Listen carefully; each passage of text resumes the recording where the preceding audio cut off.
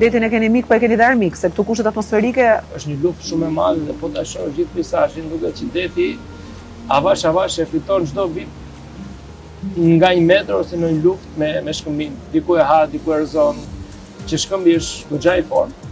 Kështu që ne përpiqemi që këtë lloj energjie ta zbusim, ta kalibrojmë, asnjëherë mos ta kundërshtojmë. Shiko dhe kaprin, po ta shikosh, është i gjithë i plazh shkëmbor dhe plazhe të vërteta të mëdha nuk ka, a? Ti ke thjesht atë shkallën metalike që zbret në det dhe nuk e ke kur luksin që ti kesh këto gjinjë që janë krijuar këtu. Kështu që përmendje kaprin.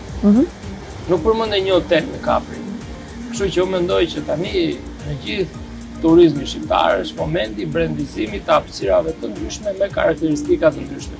Pra, nëse ti ke në mendje kaprin, të vinë në mendje ai limoni trash, ato kulloret e limon, ato zgropinot, sorbetot, ato plakat blu me të bardha janë ca... Fizionomia e gjithë vendit. Po, ndërkohë nëse unë të them Vlora, çfarë të vinë në mendje?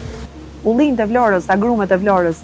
Pikërisht të cilët ne duhet mundohemi që t'i kthejmë në trend në vaj. Ne kemi filluar, për shembull tek mandarina, kemi vendosur një lloj mënyrë se si ne e përfytyrojmë Ionian Experience. Dhe pak a shumë mes dheu që gjithë isoj.